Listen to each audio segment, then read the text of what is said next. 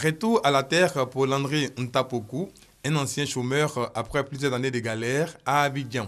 Il hérite au village de Moyouagui, à environ 25 km d'Azopé, d'une plantation de cacao de son défunt père et connaît des débuts difficiles liés à son inexpérience. Mais depuis qu'il utilise de nouvelles variétés de plants, son nouveau métier lui sourit. Au départ, je ne gagnais rien du tout. Je travaillais beaucoup, mais à la fin, si j'ai trop eu, c'était peut-être 30 kg, 60 kg par là. Mais avec les nouveaux plans là, aujourd'hui, je crois que ça va. L'année passée, j'ai pu avoir 925 kg. Cette année, en pleine campagne aujourd'hui, j'ai 1 tonne 23 kg. Albert Kwaku Kanga, lui, est producteur de bananes plantains à Azagui. Grâce à l'assistance conjuguée du FIRCA, Fonds interprofessionnel pour la recherche et le conseil agricole, et du CNRA, Centre national de recherche agronomique, il s'est spécialisé dans la production des rejets de bananes plantains, une spécialité qui lui permet d'approvisionner le marché durant toute l'année et surtout de se frotter les mains en contre-saison. À partir du mois d'octobre, novembre, décembre, janvier, jusqu'en février-mars, nous avons assez de bananes sur le marché. Dans ce moment, moi, ma production diminue. Et je rentre en production dans le mois de mai, c'est-à-dire plus contre-saison. Mai, juin, juillet, août, j'ai la banane en abondance. Ces deux exemples témoignent des avancées de la Côte d'Ivoire ces dernières années en matière de recherche agricole. Comme fruit de cette recherche agronomique, l'on pourrait citer entre autres le manioc Koboku avec un rendement de 30 tonnes l'hectare, le café 1 an qui fait 4 tonnes l'hectare sur 1 an et le cacao Mercedes auquel la Côte d'Ivoire doit sa production record de 1 700 000 tonnes en 2014. Toutes ces variétés ont été mises au point par le Centre national de recherche agronomique CNRA. Nous travaillons sur près de 20 programmes de recherche, mais sur toutes les spéculations qui sont produites en Côte d'Ivoire. Depuis les cultures vivrières, riz, maïs, sorgho, même de l'igname, jusqu'au café, cacao, EVA, coton, anacarde, toute l'activité du CNRA que nous menons aujourd'hui est au service du développement de la Côte d'Ivoire. Toutes ces initiatives augurent des lendemains meilleurs pour l'agriculture ivoirienne. De quoi faire dire à certains experts que le succès de l'agriculture repose sur les résultats de la recherche agronomique. Nous sommes ici sur l'axe Abobo-Wanyama, ou plutôt ce qu'il en reste. Impraticable, c'est peu de le dire, et pourtant l'on doit s'y faire pour regagner domicile au lieu de travail. Mais ça, c'était avant. Nous sommes en 2015 et l'émergence frappe déjà aux portes de la cité de la Kola. Le tronçon, 2 fois une voie, jadis poussiéreux, tout plein de crevasses, est digne d'un véritable parcours de combattant pour les usagers, laisse place à une autoroute, la voie Mohamed VI. C'est une 2 fois 2 voies avec 7 mètres de largeur circulable de part et d'autre, un accotement de 1,80 m et au-delà de l'assainissement, on a des trottoirs pour les piétons d'1,50 m. Le projet, il y a une autre composante, c'est la voie d'accès à l'hôpital général d'Anyama. L'hôpital général de la ville, nous nous y sommes rendus. Nous y avons rencontré des parents de patients qui se souviennent encore de ce qu'ils ont enduré avant la réhabilitation. 15 ans que je suis à Nyama. Avant, la route était gâtée, mais maintenant, ça va. Avec les femmes enceintes, pour transporter les femmes enceintes jusqu'à l'hôpital, c'était un peu difficile. La route est bienvenue, oh non. Et voilà, les travaux sont bel et bien terminés. Loisir est maintenant donné aux automobilistes d'en profiter. La route, vraiment, avant, c'était dégradé mal même, ça nous fatiguait beaucoup. Mais c'est moi d'aujourd'hui, vraiment, ça va très bien même. Avant, tu quittes à Nyama, à Bobo, à Nyama, le minute que tu peux prendre, tu peux faire 1 heure de temps même. Mais aujourd'hui, tu quittes à Bobo, souvent dans 10 minutes, même si la voie est dégagée, dans 10 minutes, même tu es à Nyama. On est très contents, mais on voulait qu'ici, il peut faire une ville comme il a fait ici. On sera très content. Encore une doléance, le bitume à l'intérieur même de la ville. Certainement que le chef de l'État l'entendra et y donnera une suite favorable. D'ici là, Anyama retrouve peu à peu un nouvel aspect, un visage des plus reluisants. Le coût global du projet est de 9,8 milliards de francs CFA, cofinancé par la BOAD et l'État de Côte d'Ivoire. Une innovation sur cet axe, c'est l'expérimentation de l'énergie solaire. La voie Mohamed VI est donc prête à être livrée. La connexion est définitivement établie entre Anyama et Abidjan. La vente d'eau en sachet, une activité interdite en Côte d'Ivoire, pourtant bien visible dans les rues d'Abidjan. En toute quiétude, les vendeuses proposent leurs produits aux clients qui n'hésitent pas à s'en procurer. Ça ne plaît pas, mais ça coûte le moyen, on paye ça. Il faut dire que ce n'est pas facile. Moi, je ne peux pas accuser les vendeuses, puisque nous avons ici des numéros des fabricants. Ces vendeuses, obligées de mener cette activité, leur seul moyen de survie. On a un coin à prendre. On vient lui livrer aussi et nous on s'en va acheter avec lui. Puis on n'a pas les moyens, c'est ça qu'on se débrouille. Donc c'est à cause de ça on est toujours dedans. Après la phase de sensibilisation, place à la répression. Mais il n'y a pas seulement que l'eau en sachet, il y a l'alcool en sachet, vendu aux abords des écoles, qui pose aussi de gros problèmes de santé publique.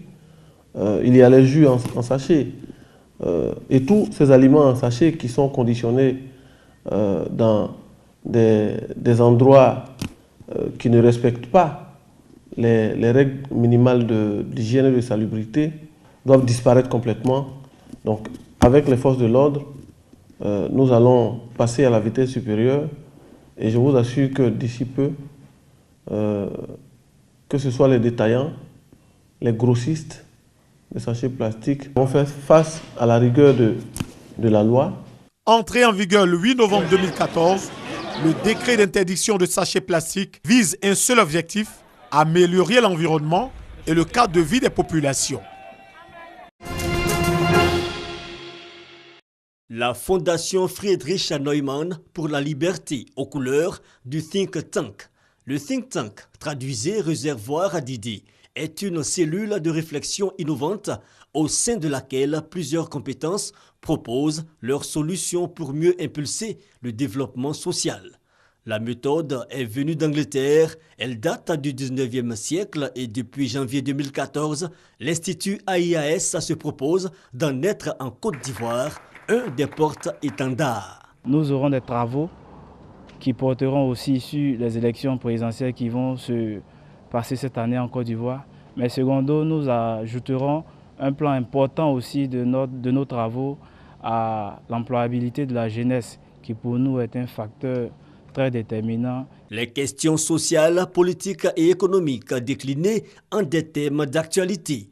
Quelle contribution des think tanks dans la dynamique d'émergence des pays africains, par exemple? L'Institut à la caution du monde universitaire, l'AIAS préconise la génération des idées originales axées en majorité sur les opportunités de développement.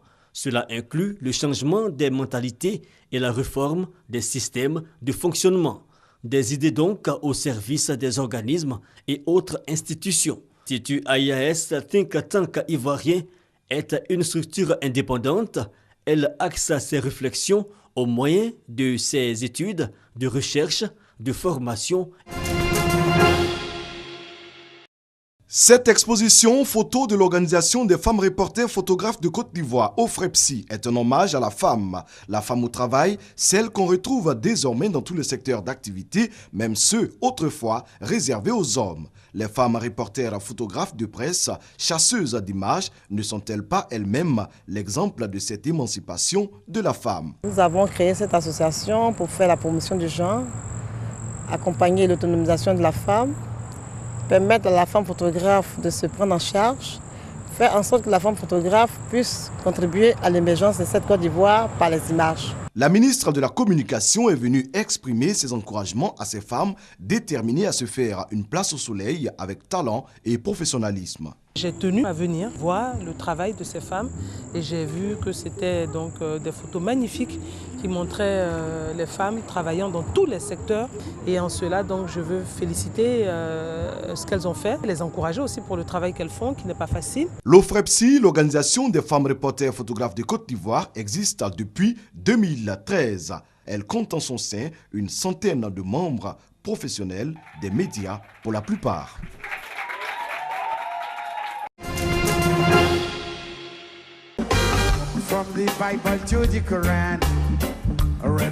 Ça y est, Abidjan, capitale mondiale du reggae depuis ce matin. Le festival international du reggae d'Abidjan dénommé Abi Reggae a démarré au palais de la culture de Trècheville. pendant 4 jours. Le reggae sera le trait d'union entre mélomanes et intellectuels à travers colloques et concerts avec des artistes de renom. Alpha Blondy, Kimani Marley, Murta Baruka, Kajim, Ismaël Isaac. L'objectif d'Abi Reggae, faire de la Côte d'Ivoire une destination reggae. Au cœur de cette ambiance, la célébration de la fraternité et l'acceptation de l'identité noire. Ce festival est un don de Dieu. La Côte d'Ivoire est considérée comme la capitale du continent africain. C'est le seul pays aujourd'hui qui regorge presque toutes les ressortissants africains. Tout le monde sait qu'ici en Côte d'Ivoire, nous avons de très grands faiseurs de musique reggae, mais on n'avait pas encore un festival de ce genre. Donc c'est bienvenu. Et c'est avec plaisir que nous participons. Abi Reggae est l'occasion de créer des liens entre des continents et de célébrer une musique. Le reggae selon les autorités. Son Excellence le Président de la République de Côte d'Ivoire, le Dr Alassane Ouattara, m'a non seulement autorisé à organiser ce festival, mais il a fait l'honneur au comité d'organisation et aux participants et à moi-même en acquérant le premier ticket de ce festival international de reggae de la ville d'Abidjan. C'est pourquoi en votre nom à tous, et à mon nom propre, je voudrais lui dire un grand merci. Le reggae, faut-il le dire, est une musique de la mémoire, de l'histoire, de l'odyssée de l'homme au noir, de son parcours des ténèbres à la lumière. Nous sommes heureux qu'après la Jamaïque, terre qui a vu naître cette musique, d'accueillir à Abidjan ce festival que nous voulons voir grandir.